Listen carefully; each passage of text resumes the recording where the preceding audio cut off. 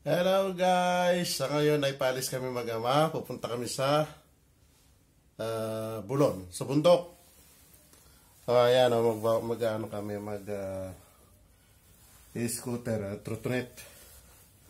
Tigisa kami, isang maliit, isang malaki. Kanya yung malaki dahil malaking tao siya. Ayan siya. Oh. Ayan. Hi, Jeremy. Halika na, tara. Samahan nyo kami sa aming gagalang mag-ama. Okay. Hi guys! Good morning! Hello guys! Good morning guys! Hello guys! Kumusta na kayo dyan? Hello! Kumusta na kayo dyan? Good morning guys! Sa ngayon, natin ako sa Lord's ngayon.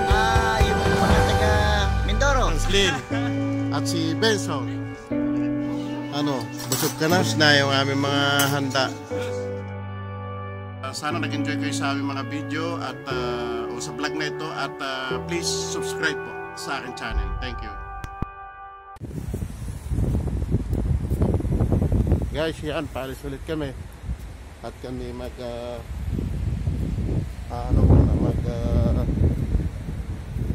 mamasyal mag-ama with trotonet. Yan yung aking anak.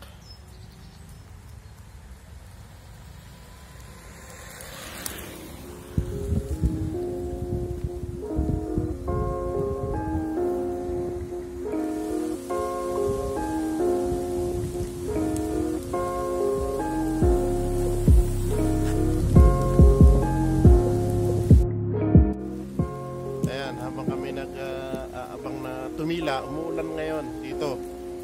Habang nag-aabang kami ng pagtila ng ulan, dito muna kami sa isang puno. Ayan. A few moments later. Sa ngayon ay kami narito, nag-stop over kami mag-ama dahil naghihintay kami ng tila ng ulan. Ayan. Pagka araw ng linggo, o Sabado-Linggo, napakaraming mga Pilipino dito nagpipiknita, no? May kanya-kanyang dalang mga pagkain at mga naka-bike, masaya sila, pati kami dito rin. Naulan kasi kaya mahirap mag scooter o trotonet dahil naambon, madulas yung daan, baka sumemplang. Yan yung lake, diyan naglalaro din yung mga ibang mga pranse na gumagamit na remote control na lancha na mga turbo, napakabibilis. Pero sa ngayon wala ka makikita, merong isa na doon.